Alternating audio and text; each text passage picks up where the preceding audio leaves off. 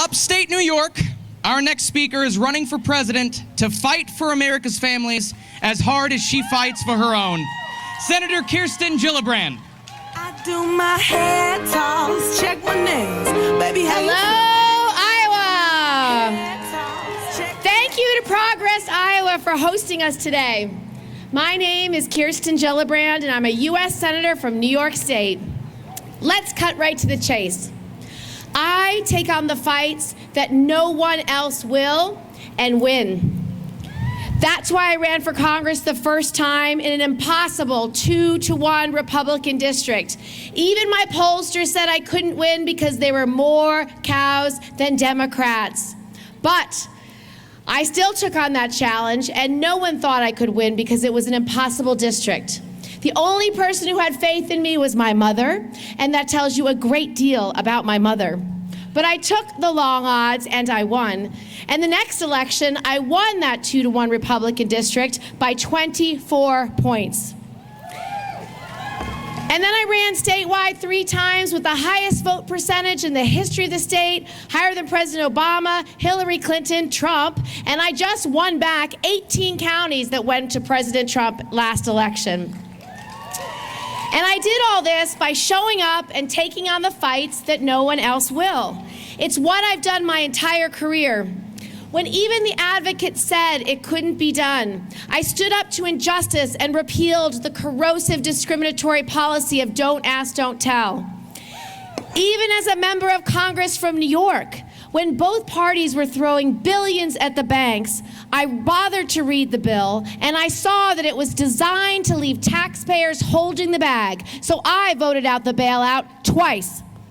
When I saw bills were being written in the dead of night by lobbyists and special interests, I stood up to political insiders and corruption by making insider trading by members of Congress illegal.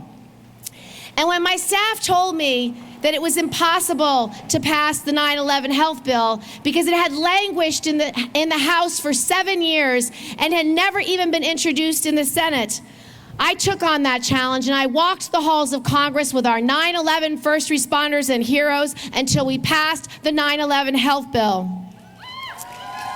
And when survivors of sexual assault and sexual harassment all across the country have been disbelieved and retaliated against, I stood up to the Pentagon, Congress, and colleges to stop it. And I have voted against President Trump's agenda more than any other U.S. senator. So I will go toe-to-toe with anyone to do what's right. And if you want to see something done, just tell me it's impossible. Which is why I'm running for President of the United States, to take on this president who has divided America on every line, every racial line, every religious line, every socioeconomic line, sowing fear and division and hate. He's lied to the American people by just about everything. When Trump promises empty promises to the American people, I will make progress. This past week, I hit the road on my Trump Broken Promises bus tour. I went to Pennsylvania, Ohio, and Michigan, the red and purple places that President Trump won in 2016. I traveled by bus through the Rust Belt to hold President Trump accountable for his trail of broken promises. In Pittsburgh, I unveiled my plan to actually lower the cost of prescription drugs. As president, I will appoint a pharmaceutical czar to stop the abusive practices of the pharmaceutical companies. I will prosecute criminally pharmaceutical companies for price gouging and knowingly pushing more addictive drugs on our families. I will reduce prescription drug prices by allowing Medicare to buy in bulk to get the lowest price and create a pathway for safe importation. In Michigan, I outlined my plans to fix our country's gun epidemic. As president, I will sign an executive order directing the DOJ to prosecute gun trafficking as a federal crime and give the Republicans and the NRA that have blocked that legislation for decades. I will get the money out of politics that is the root of all greed and corruption. That is why the NRA is so hard to defeat. I will expand background checks and close the loopholes, as well as banning all military-style assault weapons. And in no place did he lie more than when he told the American people that he would be the best president for women.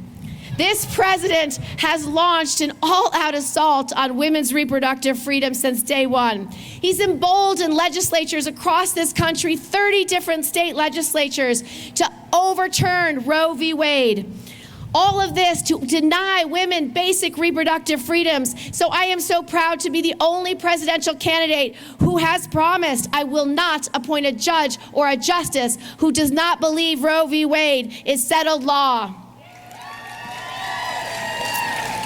I will codify Roe, and I will repeal the Hyde Amendment to break down barriers for low-income women and women of color to have access to abortion services. Because the truth is, when women and families succeed, America succeeds. That's why I will pass a family Bill of Rights within the first 100 days of my presidency. It's an economic plan that levels the playing field for parents, for children, no matter who they are, where they live, or who they love. Just imagine what we could achieve with a working mom in the White House instead of a misogynist. Or imagine the agenda we could accomplish with not just a woman at the table, but with a woman at the head of the table. And I believe that President Trump's kryptonite is a strong woman who stands up for what she believes in. I think the president's Achilles heel is a mom with young children who will not back down. So now is not the time to play it safe or be afraid of first. It's actually time to fight like hell. The good news is that is what we've been doing since President Trump got elected. Just look at all the formerly well-behaved women who have been marching, organizing, running for Congress, and winning. Look at the women we ran here in Iowa. Cindy Axne and Abby Finkenauer ran and won and helped flip the House of Representatives. If we want to win back the House in 2020, we just have to show up everywhere. Every place, every red place, every purple place, every blue place. Because the truth is, when hope rises, fear loses, and brave wins.